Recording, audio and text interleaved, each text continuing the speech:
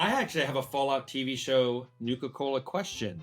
Oh. Who stocks the Nuka Cola machine in the vault? Oh, that's a great question. They have They some kind of. showed it. Maybe they have a And it's replicator. Do they have coins to put in it or caps? And if it's caps, did they retrofit it to take caps? In the vault? No, it couldn't be caps in the vault. That wouldn't make any sense. Yeah. So I just have a lot of questions. I have a lot of questions too, because I've been getting some comments telling me what an asshole I am on the video that I shot the other week.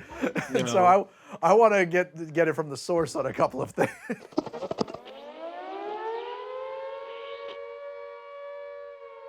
I asked you, and then I said it shouldn't be regarding the show, about the Pip Boy being arm mounted. It's funny. I actually talked to some of the people who worked on it. We didn't decide how it was on the first one.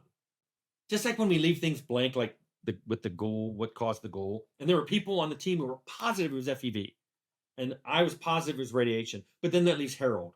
Nobody can agree on what Harold is. Is he a ghoul? Is he a freaky super mutant? So I think that the current canon is that he is a weird super mutant. Yeah.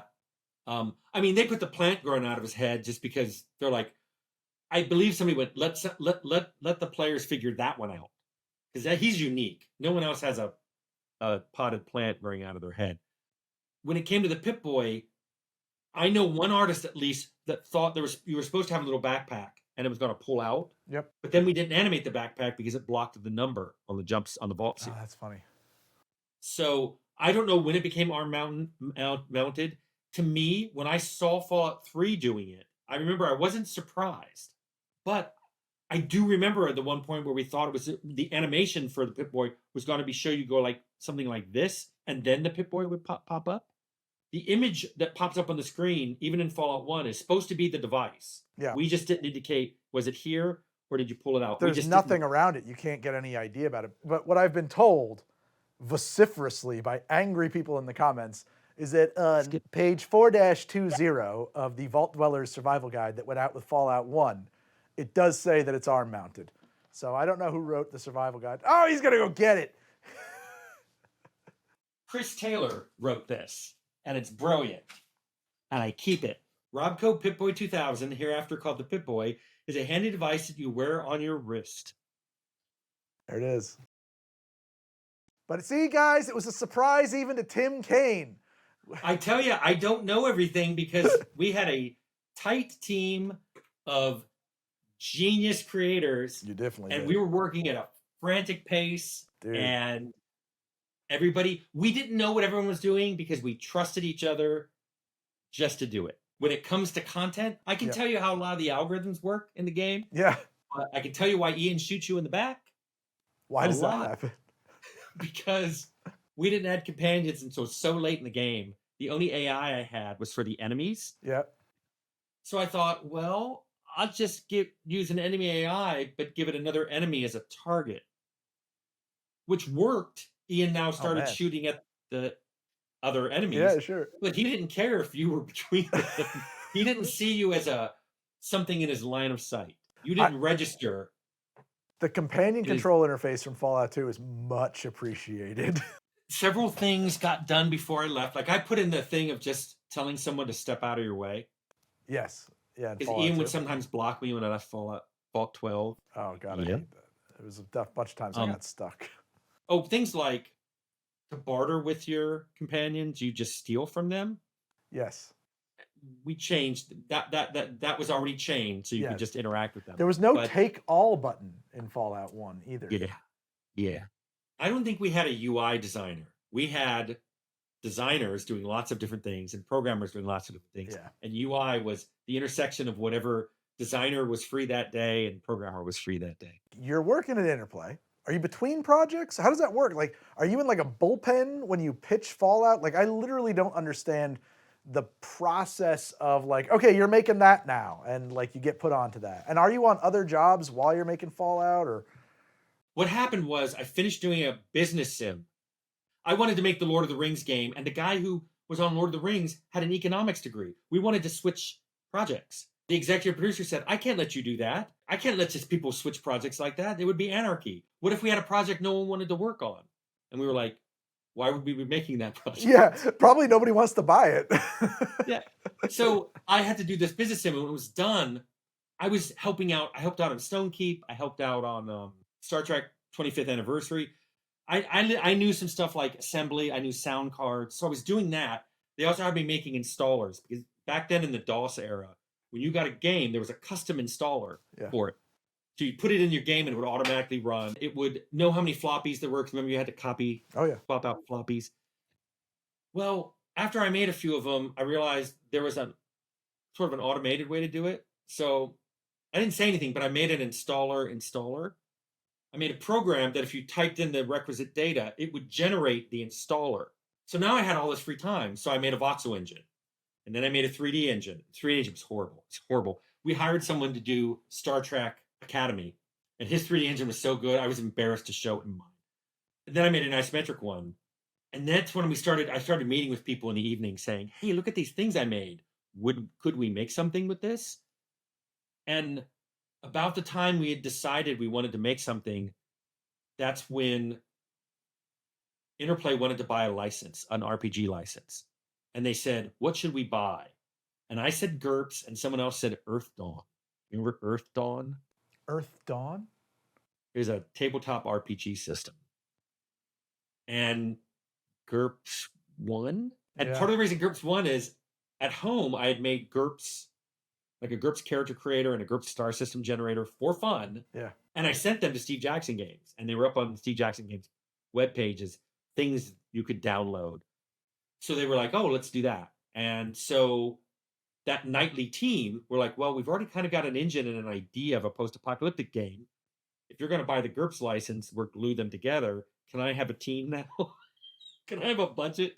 Can I have people I'm allowed to talk to between 9 and 5? We were called Team Gurps, but it was really, and we were making Fallout. Oh, what would turn it? You just like carved out. It was just intersections of lots of things. And when I've told people that story, they're like, it's so haphazard. It could have never happened. And I'm like, that's how things kind of went back then. And then, of course, they got the D&D license and they almost canceled us because they're like, well, we don't need you doing that. We need you on D&D. I mean, you can't blame the logic, but I tell people that the reason we could replace Gurps with the new system so easily is because I had made that standalone character creator. Yeah. All my Gurps rules were in their own modules, their own libraries. So the way Fallout used Gurps was it called out to libraries saying, I want to target somebody with my pistol skill. What's my chance of hitting? And it would return it. And then would go, I hit it. How much damage do I do against this target wearing this armor? It would return the damage. So when we wanted to replace Gurps, we just took out all those modules and replaced them with special. I had read somewhere years ago that you guys lost Gurps and replaced it with special in like 48 hours or something, right? We did it in 2 weeks. 2 weeks. Okay, well, that's still very 2 fast. weeks. Chris Taylor had a homebrew system that was special without luck. Okay. I wanted luck put in. And it didn't have perks. It just had skills. And Brian Fargo said, I want you to be able to buy something else. That's all he said. He goes, you should be able to buy something besides skills. And Chris was like, what if we just make perks, like advantages, but perks? And that was literally, just stroke of genius. So cool that D&D took them. Yes. For 3.0. That's what they told me. I met the D&D folks. Years later, I did Temple of Elemental Evil, and it was 3rd edition D&D. And I met with those guys, and they said, one guy just leaned over and he goes, feats were just perks, right? And I'm like, they are? That's right. Yep. We love perks, and now we got feats. That's and I was exactly like, it. It's a weird little industry. Fallout question just occurred to me, too. People always talk about Wasteland. This Fallout came because you guys wanted to make Wasteland 2, but you couldn't. I have also read that Wasteland loomed much smaller in the background of Fallout than people give it credit for. So where's the truth on that one? It's funny. I'm actually going to do a video on it because it comes up so much. I want to be able to just tell people, look there. We came up with a bunch of different ideas for games. And at one point, we really talked for a while about this time travel dinosaur game, which is just, it's wild and wacky. And I'm glad we didn't do it. But at one point, we were talking about aliens invading and people were hiding in vaults. Then we said, well, why don't we make it be a post-apocalyptic war and people are hiding in vaults? And that's what we went with. Now, there were still people at Interplay who had worked on Wasteland, but none of them had come to these meetings. You know, we had a few people on the team who had played Wasteland. Very few of them had finished it. It was hard to play Wasteland on our, I want to say, modern machines, even though Wasteland was made in 1988. Newer, like 486s, it wasn't a frame limited game. So if you pressed like go left, your character would go really fast. Oh. So it was hard to play.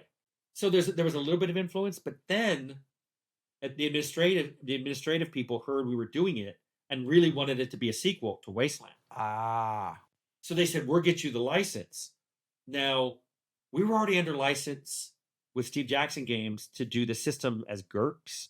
Okay. And there were several people on the team that are like, if our system has to be Gurps and our setting has to be Wasteland, what do I get to do? What do I get to invent? Oh, yeah. And then the big question for me was, if you have two licensees and they disagree on something, what do you do? Right. And people would go, that's not good. That would never happen. I'm like, you know it's going to happen all the time. Yeah, and I don't want to be the one stuck in the middle. And then as it worked out, EA didn't give the license. We tried to negotiate it. I didn't. Somebody in admin tried to get it for like 6 months. Couldn't get it. When they told us that, we were like, well, that's too bad. But secretly we're like, okay, we've already done enough. That's not like Wasteland.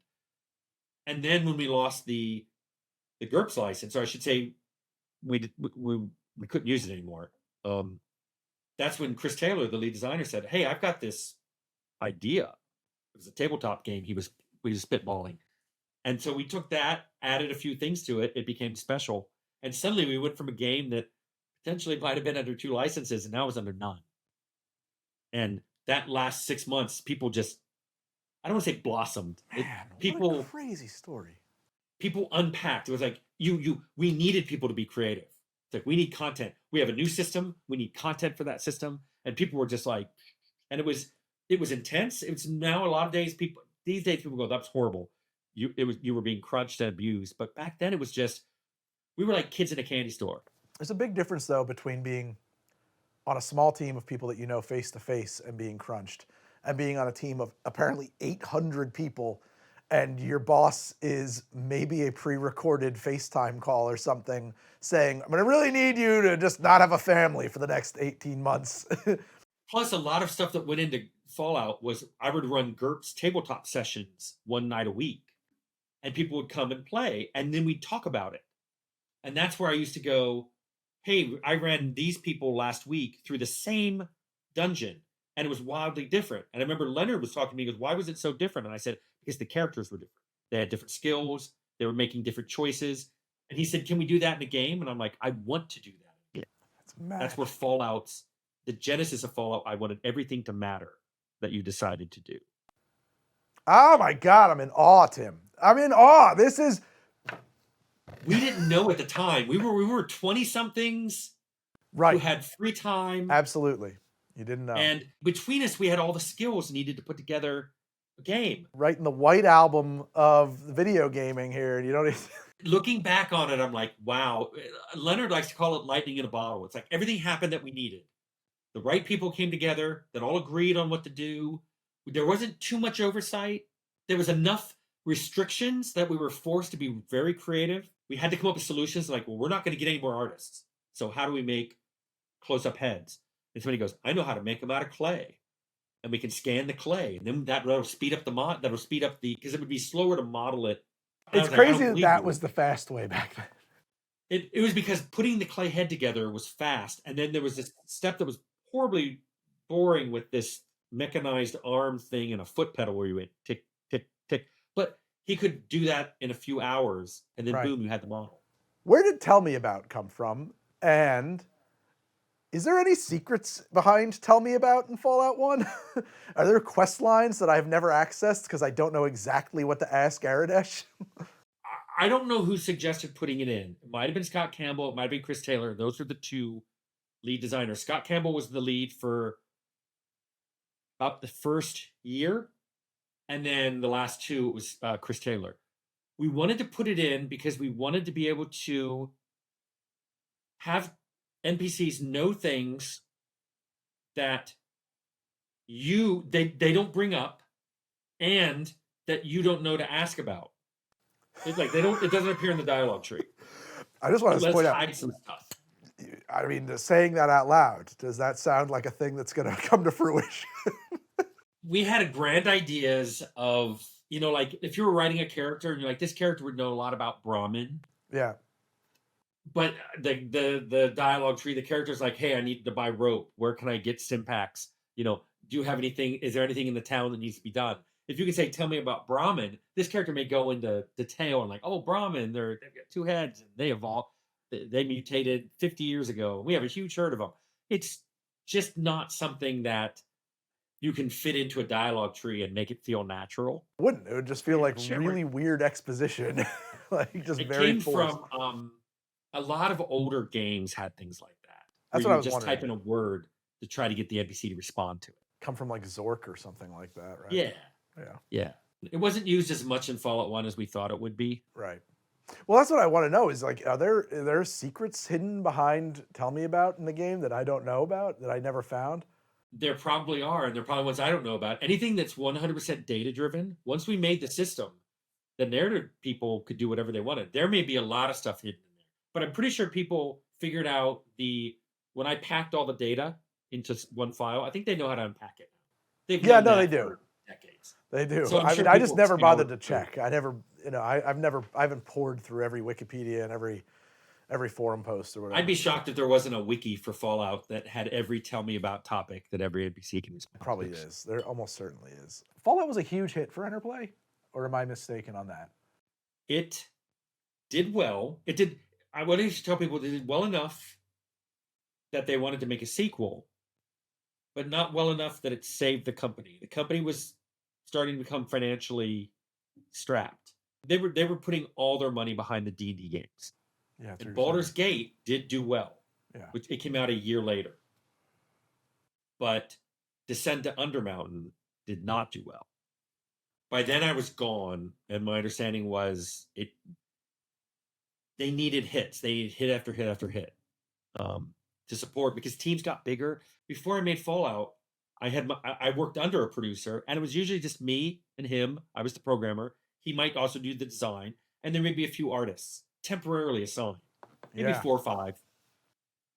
And Fallout was like 15 people for the big chunk of it, and then it expanded to 30 in the last 8 months. That was huge back then. 30 people in the credits. Can you imagine? Now that? 80, 100, 200, 1,000. Like a feature film at that point, yeah. Yeah. Sometimes they're co-deved in different physical locations. Even before the pandemic, co-development on really big games like Call of Duty, you might have 3 or 4 divisions of a company in different cities all working on the same game. There is something that you lose, though, by not having 10 people in a room. The fewer number of people, no communication overhead. Everybody's making the same game. Nobody feels like a cog. I mean, in Fallout, if you had an idea and we all went, that's great, do it, you had to do it. You couldn't say, well, I'm an artist. It's like, well, you wanted this character, at least write up the dialogue framework. Right. So we had artists writing dialogues and designers making levels and programmers, coming up with perks and stuff like that. It was just, if you could help do that, you did it. And now it's very specialized people. It's like, all I do is lighting. All I do is animate quadrupedal creatures. All I do is make chairs. I knew someone who worked at Blizzard, and all they did is make chairs in World of Warcraft. People talk now about, what was your programming model? Did you use Scrum or did you use Waterfall, or and then how did you meet? Was it Scrum or Agile? And I'm like, are you kidding? Yeah. It's 15 people when we saw each other in the hallways and said, oh, by the way. There was a pizza, and that's how we met. We knew where the pizza was. I've seen it go from one person to teams of hundreds, and it has been a wild trip watching that change. I think I told you once that, like, I felt like I was playing D&D when I played Fallout. Like, for me, what was so revelatory for it was, up until that point, I had played D&D with my friends, and I had played role-playing games on a video game, and by that I meant Final Fantasy, Ultima? Final Fantasy, like JRPGs. I did not know that there were non-J RPGs on games. And so I just was at literally circuits. No, I was at Nobody Beats the Whiz And I walked past and I saw that T-51B, and I was like, what the hell is this? I bought it and I brought it home. And it was, to me, it was like there's this idea, I guess, called, and I just learned this term, this very highfalutin term, emergent storytelling, where the story comes out about, from the action and then you look back. It felt that way to me playing Fallout because of everything you're saying about how all the choices mattered, how every character you played would have a different experience, how nothing was linear. It didn't, at no point did I feel like I was playing through a story that somebody else wrote. You were making a story. Yeah, exactly. That's how it always felt. And I was like, I need more of that. Give me the more Fallout. And I tried to play Baldur's Gate, and I was like, oh, they want me to make 5 people? No, this is not that. I don't need that. I want to make my guy and meet people. And then when they die, move on. I remember a friend of mine was talking about, like, well, I had to reload because Ian died. And I was like, never even occurred to me. Ian just died over there and we moved on. Like, it didn't even occur to me to reload when Ian died. My thought was like, shit, that guy was helpful. Fuck. All right. I remember I used to talk to the QA lead once a week. We'd meet every Friday morning in my office. And we were talking about all the different companions you could get. And I said, now there's only a limited number of them. There's only like 4 or 5. And he goes, oh, we get an extra one because we never take Tandi home. That's me. Who else did you think it was? When Tandi gets kidnapped, and you're supposed to rescue her and then bring her back to Shady Sands? They kept her? They just kept her. They just never went back to Shady Sands. They dragged Tandi all over the wasteland so she'd be an extra party member. I didn't know you could do that. Well, she complains a little bit about like, hey, when are you going to take me home? Because she's just a teenage girl. Could you get me out of here? Could you get me out of here? But the QA guy said, well, a lot of people in QA like her because, she's extra hit points and she can use a knife or something. And I was like, what are you doing? He goes, extra companion. And that's the game allows it, so I'm not going to put in any code and force it. But I was like, that's not what we intended. That's amazing. And then explaining it to marketing was interesting. They kept wanting to call it a story-driven game. And I kept wanting to call it a player-driven story. Ah, yeah, there it is. Fallout, I don't think I got that. But when we started working with marketing really early on Outer Worlds, I kept correcting marketing. They kept going, we love it. You're making this story-driven RPG. I'm like, no, we're making a player-driven story. And I kept saying it until they started repeating it. And then I heard them saying it to other people. And when I did it, marketing gets it. I like punishingly high difficulty. I like to reload a lot. I loved taking away all my weapons and powers and putting a detonating collar around my neck. I am a glutton for punishment. I think it's a generational thing. You were saying before that, like, in Fallout 2, you might just lose. You might not finish the game, or Fallout 1, rather. Yep. There were a lot of lose ending, a lot of ways to lose. Well, like you were saying, more, not just lose, but like build a character who cannot finish the game. We tried to avoid that. But yes. It's not something that was impossible, right? You could kill major NPCs and stuff like that. And you could take skills that weren't going to help the way you played. Right, yeah. I still want to I have not yet done the low intelligence doctor. I'd like to do that. The intelligence 3 doctor specialist. Doctor in science. See how that works out for me. The reason I love low intelligence is we had major choke points in the story, and we would have to try to figure out how would a complete idiot go through that choke point. Yes. Like, why did the overseer even send you out? You're expendable? And we said, well, you drew straws, and you drew the short one, and we were going to make it so he only waited 2 weeks, and then he sent the next person out, assuming you were dead.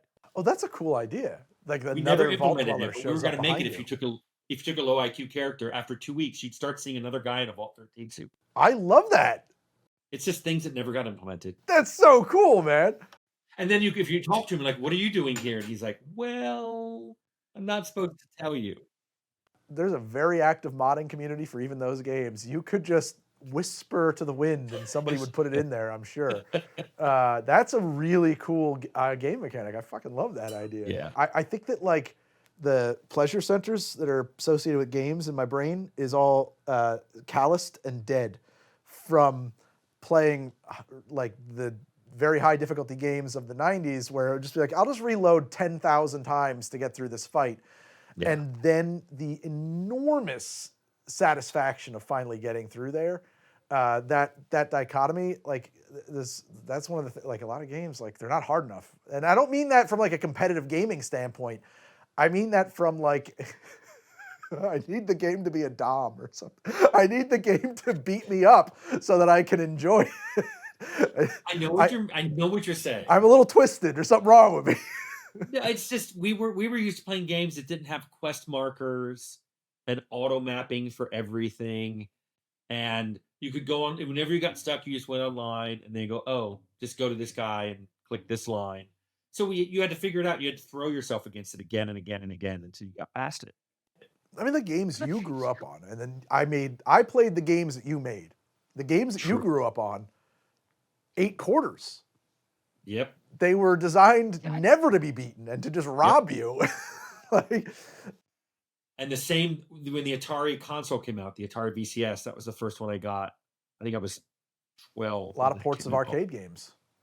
Yeah, it was made with the same idea, except you didn't need quarters. But yeah, you just died all the time. You were just used to dying all the time. It wasn't until Zelda that you could save your game, right?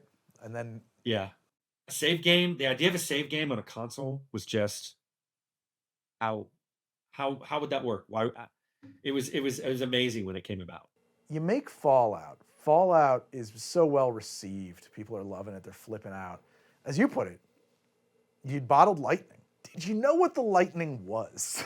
Did you know what was the special sauce? Because like there's so many people working on it, so many hands, so many ideas. Do you know what it was that was so magic about that?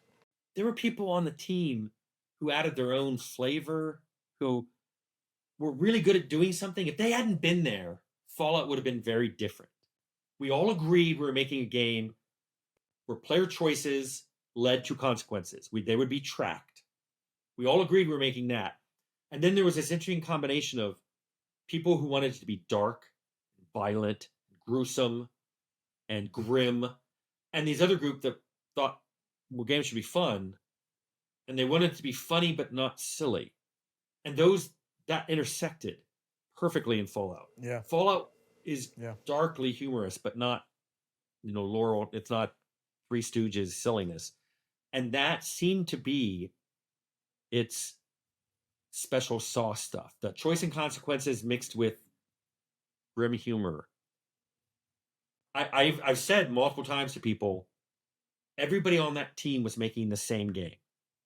And I didn't realize how absolutely lucky I was. Because at the time, I was thinking, I'm doing a pretty good job with this producer thing. I was just lucky. I was lucky that I did not have someone on the team who was like, we should be doing this. We should be doing this. You guys are dumb. We should be doing this. Because that did happen later. And I was like, why is this happening? And it's because it turns out it always happens. We just got lucky. It pains me to admit that I've been that asshole many times in my life. Here's the thing. People had great ideas. They just didn't fit. It wouldn't be great for Fallout. Right. And that happened a lot where I said, this is a great idea. It would work better over in Baldur's Gate or, and even then we threw some stuff in Fallout that I regret now. What? I wish we didn't have supernatural elements. Where are there? Oh, there's a ghost in the den in Fallout 2 that I put in there. Oh yeah. In Fallout 1 had the people with psionic abilities. That's true. I don't really think that's needed. I think we could have done without that. Yeah. We didn't need psionics. We didn't need supernatural. Fallout had enough on its own. But because we didn't have a firm framework yet, we didn't know. We were thinking, if it's in X-Files, could it be in Fallout? There was a Fallout movie being made at Interplay at one time? Yeah. That's real? It started after I left. At one point, I went to lunch with someone and they showed me the script. I read the treatment. It sounded bad. Oh, did it have a guy in a subway, a fake subway? Yep. Oh, wasn't that awful? Yes. It was. I described it to the person at lunch as, this looks like the scriptwriter overheard two people talking about Fallout and then wrote this script. It was made by an era of directors who did not grow up with video games. It was somebody who did not understand.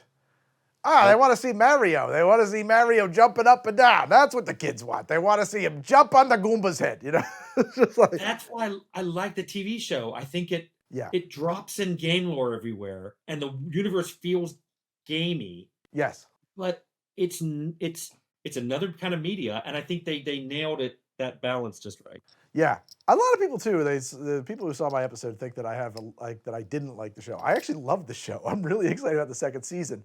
You said you liked it. Yeah, but then I had a lot of problems with some of the directions that it went in terms of lore, and I don't like some of the ideas that they're doing. But that's different than not liking the show. People think I don't like it when people critique games or shows. I love it. I don't like it when they make it personal. Yeah. Like, it's fine to go, I don't like that this happens in the show. This would never happen. This is not how the lore would go. That's fine. But the moment you start saying they're idiots for doing this, this is whoever wrote that, this is the hackiest writer ever, then I'm tapping out. You didn't want to do Fallout 2, and I wanted to know, or maybe I'm putting words in your mouth. I don't want to put words in your mouth. You didn't, and you left Fallout 2. Before Fallout 1 shipped, they wanted Fallout 2 to spin up. So it was a separate team. And I remember, my boss was even like, is that okay? And I'm like, and I said, you know what? I've been doing nothing but Fallout for 3.5 years, which back then, I was 20, how old was I when Fallout started? 27, 28, when I started working on Fallout. 3.5 years at that age felt like an eternity. It is. Of doing nothing but one project. Yeah. So I'm like, let the new team do Fallout 2, and I wanted to do something else. I wasn't even sure what.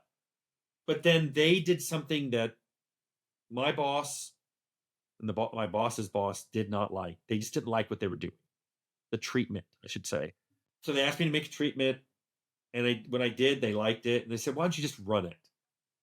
And then a whole bunch of things happened. I mean, they wanted it out in less than a year. So we were going to be crunching. This was like January, and they wanted it out by October. They wanted the team to expand, to generate content. So a lot more overhead. So bring a lot more people on. Everybody had ideas. Suddenly we were a hot property. Remember, we were ignored because D&D was the hot property. So no one cared about Fallout. Suddenly we were the hot property. Fallout doesn't owe anybody any licensing rights. There's nobody else gets a cut of the pie. It's all yours, right? That's not how things. I mean, I didn't own it. It was Interplay. I meant Interplay. All of a sudden, Interplay got real interested because they're like, we're paying D&D. Yeah, exactly. And also suddenly the marketing people were like, hey, this was really well received. We should do stuff like the whole Temple of Trials. Yeah. That idea came from a marketing person, that we had to have a tutorial that couldn't be skipped. We already had the Temple of Trials because you were sent there to get the vault suit. Okay. And they were like, great, just make it a tutorial, but they can't skip it. I was like, what? And that was one of many things that I was told had to be in by people I'd never talked to before. Some people had to go, excuse me, what's your name? Who are you? And they were just going, we have to have this, we have to have this. And then when one of the straws was when they picked a new box cover. Without talking to me. They picked a box cover. They wanted to do a particular kind of box cover for Fallout 2. And they didn't talk to me or the art director on Fallout. And we were both kind of put out by that. We were like, what did you want on the box? Or is the box that we got the one that you kind of wanted? The box that you got was one that another artist from Fallout had done. Gary Plattner did that box. And it's a good box. But we originally wanted it was supposed to be a power armor helmet, a T-51, with the glass broken out here. Yep. And it was being worn by one of the tribesmen of your tribe. Oh, I've seen that art. The guy with the bone necklace. Yeah. And he has feathers stuck in the top of the power armor. I think that got used as a loading screen or something, right? Yeah, it did. Okay. And that was the original box cover. And the reason we wanted it as a box cover, you were supposed to look at it and go, what is that dude doing with power armor? Right.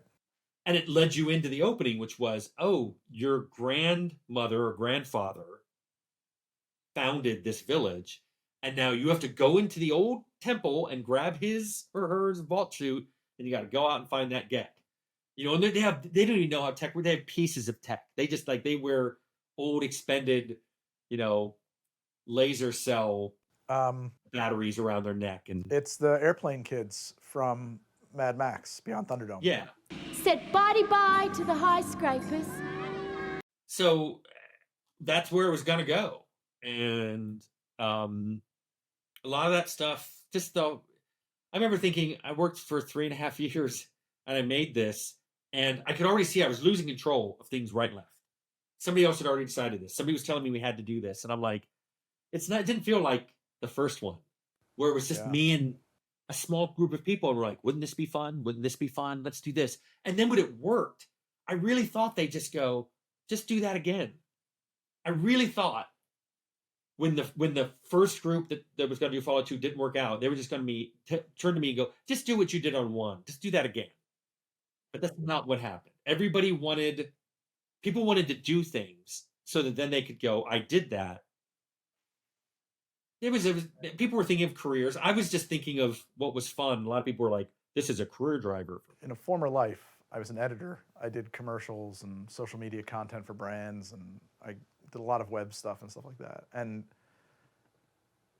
not every project, but a lot of them, you get this inter-producer who just knows that they need to put some fingerprints on stuff so that they can justify their existence and their paycheck.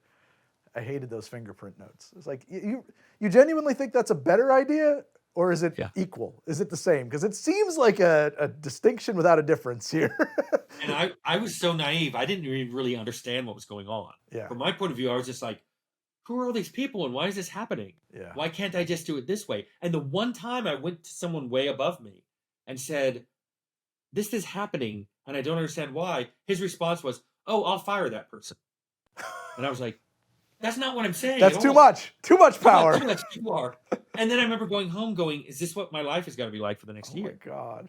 And it's funny. I have another video I'm working on, and the working title is, I am naive and optimistic. Because that's what I'm like all the time. Yeah. A guy that I worked with, who isn't naive or optimistic for years, basically said he's happy that I stayed so non-bitter and optimistic, and I did games for the fun, but he goes, it just, time and time again, things that you could have predicted would have happened, you just didn't predict. Fallout question, if I may. Were there always aliens in it? Crashed spaceship aside, because apparently I've been schooled up on this. The new lore, the new everything. Aliens started the nuclear war? That's some news to me. That was something implied in a Bethesda one, I thought. Fallout 1, the only aliens were the crashed aliens, which we thought was funny.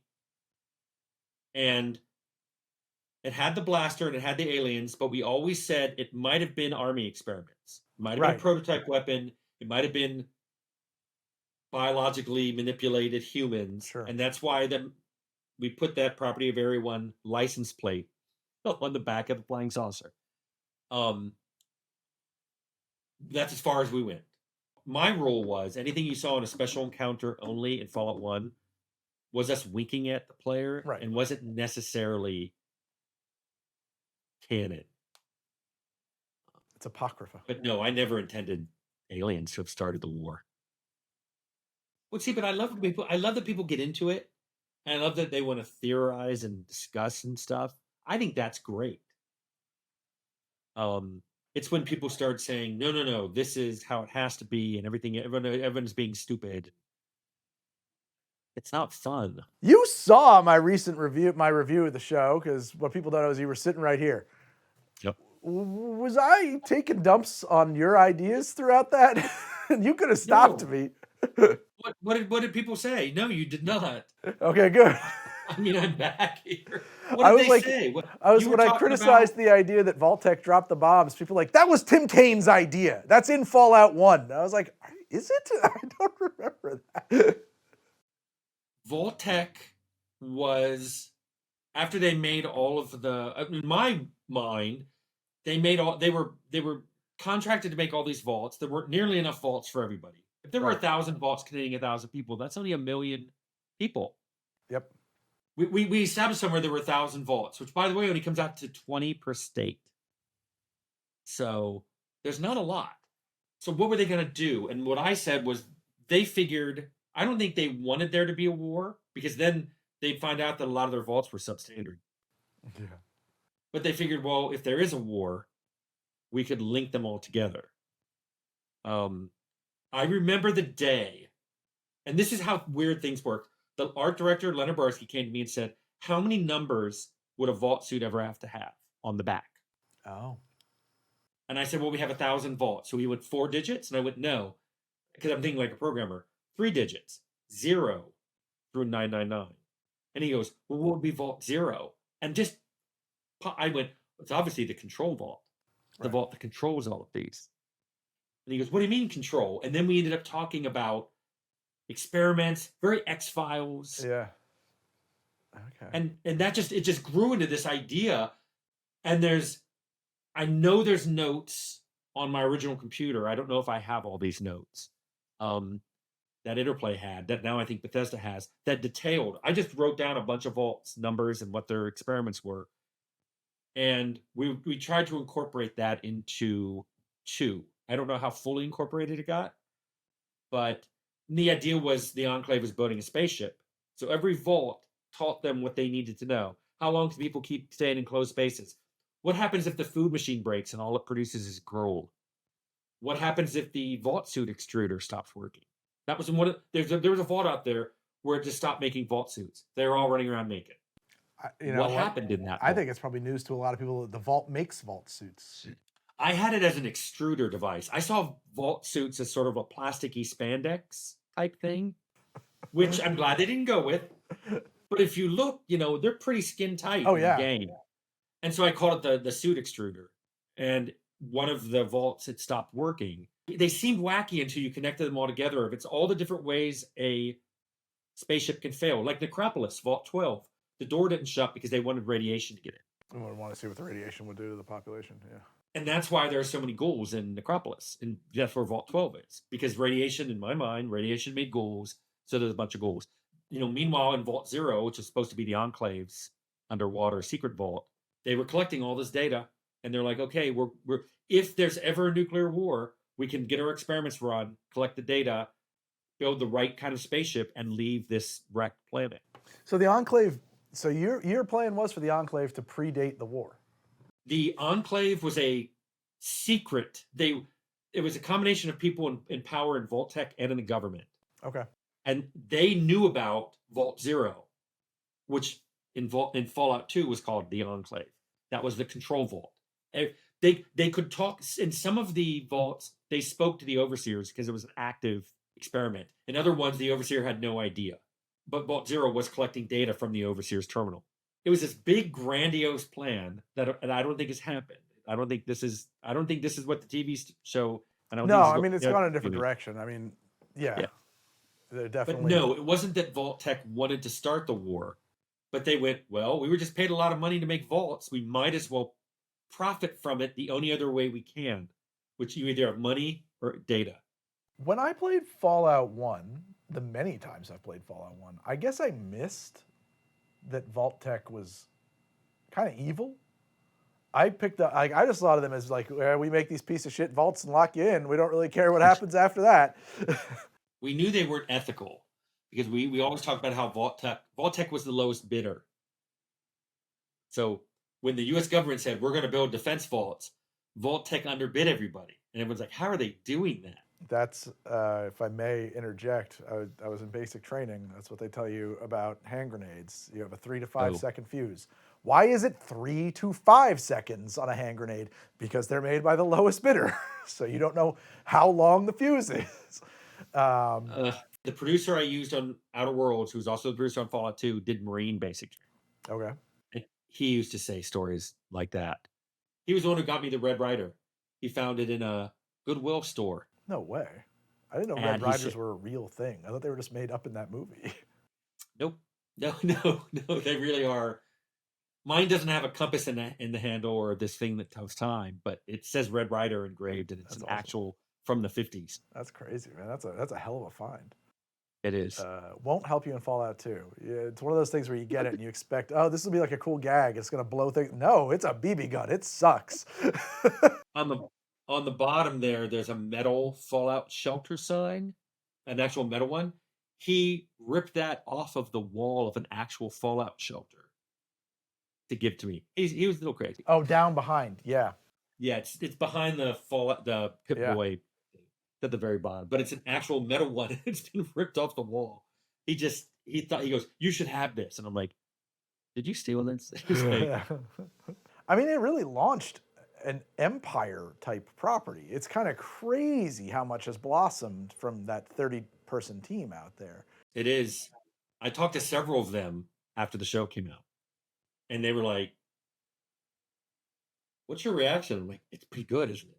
It's surreal to see something that we used to just laugh about in the hallways, It is weird. then go back to our offices, and now it's big. Now it's up on the screen, and it's a strange feeling. But I imagine this is how George Lucas feels, but he also has money. Yeah. Yeah. George is doing fine. George is he's got the loot. But also, we can't point to any one person and say they did this. There's a lot of people on the team that if they weren't there, Fallout would have been very different. I will tell you, I've encountered so many people who assume that I get royalties from this. Yeah. After the TV show came off, Of course people came would out, think and I that. said I liked it. A lot of comments were, "Well, obviously he likes it. He's making bank from it." I'm like, No. they didn't even pay for me to fly down there. They just said, "Here's a paper ticket Oh. if you want to show up." That's some bullshit. I had someone, I think it was a neighbor kid here. He said, "Why don't you drive a Lamborghini with all that Fallout money?" Like, what Fallout money? I was paid a salary for 3 years. But to me, like, this is super fun. This is why not retire to do fun stuff? I think that sounds like a great plan, Tim.